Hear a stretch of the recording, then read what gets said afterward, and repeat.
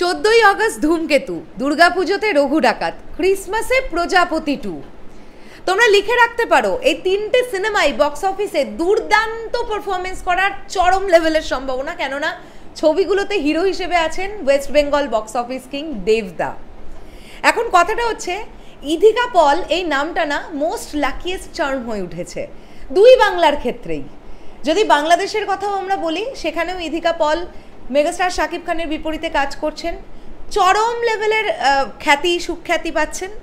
এদিকে দেবদার বিপরীতে কাজ করেছেন, খাদানের কথা বলি, দুর্দান্ত লেভেলের একটা রেসপন্স, সেটা আমরা সবাই জানি। ইনফ্যাক্ট খাদানের এই হিউজ রেসপন্সের পরেই রঘু ডাকাতে আবারও দেবদার সঙ্গে আমরা ইধিকা পলকে দেখব। জানতে পারা যাচ্ছে প্রজাপতি 2তেও নাকি ইধিকা পলের কথাই ভাবা হচ্ছিল। তাহলে আপনারা ভাবুন ইধিকা পলকে কতটা প্রায়োরিটি দিচ্ছে ইন্ডাস্ট্রি। মানে এটা একটা কোথাও গিয়ে সকলেই মনে করছে যে ইধিকা পল ভীষণ লাকি একটা ফেস, লাকি একটা নাম। কিন্তু প্রজাপতি 2 এর ক্ষেত্রে যেটা ঘটেছে বলে জানতে পারা যাচ্ছে, আনন্দবাজার সহ আরও বেশ কিছু পোর্টাল তারা যেটা বলছে তাদের কথা অনুযায়ী, ইধিকা পলের নাকি এই প্রজাপতি 2 এর চরিত্রটি তার নাকি পছন্দ হয়নি, তাই তিনি এই ছবিতে নায়িকা হিসেবে কাজ করতে রাজি নন। এখন এটা নিয়ে অনেকেই অনেক রকম কথা বলতে পারেন। কেউ কেউ এটা বলতে পারেন যে ইধিকা পলের কি খুব ভাব বেড়ে গেল এখন আবার এই ধরনের মন্তব্য। দেখুন, আমি মনে করি একজন অভিনেতা বা অভিনেত্রীর পূর্ণ স্বাধীনতা আছে। কোনো একটি চরিত্র যদি তার মনে হয় যে তার ভালো লাগেনি, তার ইচ্ছের বিরুদ্ধে গিয়ে না সেই ব্যাপারটা খুব একটা ভালোও হবে না। আর এমনটা তো নয় যে ইধিকা পল ছাড়া আর গতি নেই, মানে এমনটাও নয়। সো যদি ইধিকা পলের এই পার্টিকুলার চরিত্রটি পছন্দ নাই হয়ে থাকে, হতেই পারে যে এই চরিত্রটার হয়তো অনেক কিছু করার নেই।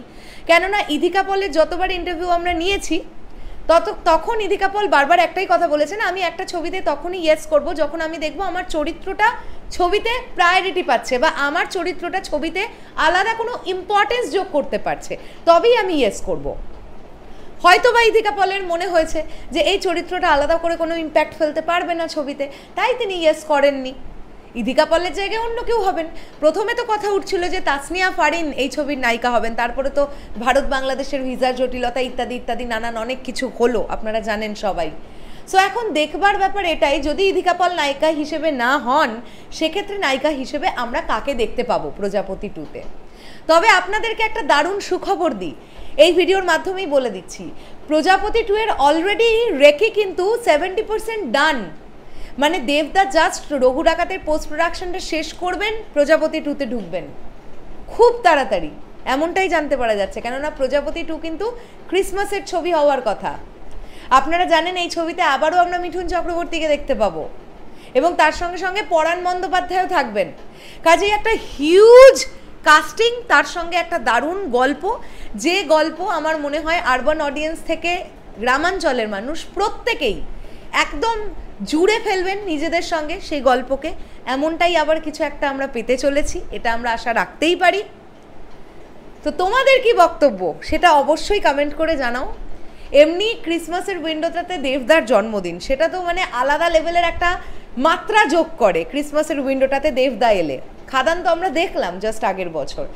সো এবারে প্রজাপতি 2 দেখা যাক কীরকম পারফর্ম করে। আমরা তো ডেফিনেটলি আশাবাদী খুব ভালো হবে। আচ্ছা, ইধিকা পল নায়িকা না হলে দেবদার সঙ্গে কাকে দেখতে চাইছো তোমরা? অলরেডি আমরা শ্বেতা ভট্টাচার্যকে দেখেছি, অলরেডি আমরা সৌমিত্রিষাকে দেখেছি, এরপরে কে হলে ভালো লাগবে সেটা কমেন্ট করে জানাতে পারো কিন্তু দেবিয়ান ভাইরা বোনেরা বা সাধারণ সিনেপ্রেমী মানুষেরা। শেষ করলাম ভিডিওটা, আসছি আবার খুব শিগগিরই। তাহলে এখনের জন্যে টাটা।